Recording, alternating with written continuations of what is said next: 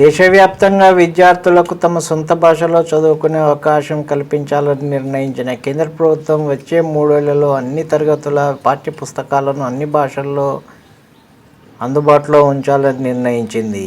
ఈ మేరకు తర్జుమా చేపట్టాలని నియంత్రణ సంస్థలైన ఎన్సీఈఆర్టీ, యూజీసీ, ఏఐసీటీఈ, ఇగ్నో, జాతీయ సార్వత్రిక విద్యాపీఠంతో పాటు కేంద్రీయ విద్యా సంస్థలైన ఐఐటీలు, ఎన్ఐటీలు, సెంట్రల్ వర్సిటీలను కేంద్ర విద్యాశాఖ ఆదేశించింది. మాతృభాషలో చదువుకోవడాన్ని ప్రోత్సహించాలని జాతీయ నూతన విద్యా విధానం 2020 సిఫార్సు చేసిన సంగతి తెలిసింది. ఈ క్రమంలో బీటెక్ కోర్సులను ప్రాంతీయ భాషలో బోధనకు ఏఐసీటీఈ దేశవ్యాప్తంగా అనుమతిస్తుంది. మధ్యప్రదేశ్లో ఎంబీబీఎస్ కోర్సు హిందీ మాధ్యమంలో ఇప్పటికే మొదలైంది.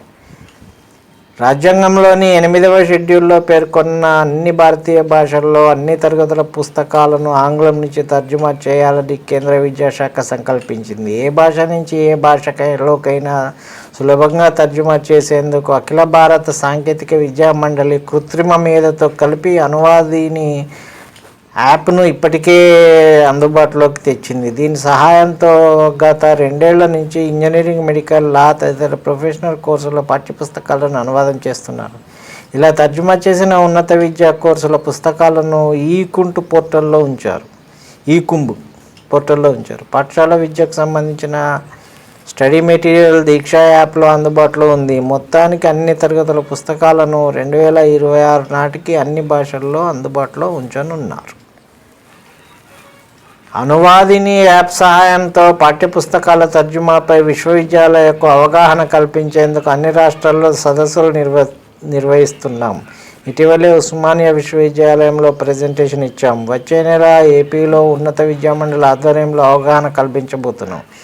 ఆంగ్ల భాష భయంతో ఏ విద్యార్థి కూడా ఉన్నత విద్యను మానేయకుండా కేంద్రం ఈ చర్యలు తీసుకుంటుంది. ఎందరో నిపుణులు, రచయితలు తర్జుమా చేయడానికి ముందుకొస్తున్నారు.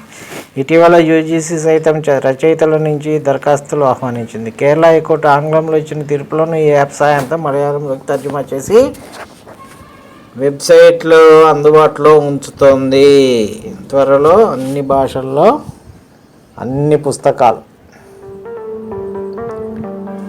మంచి పని.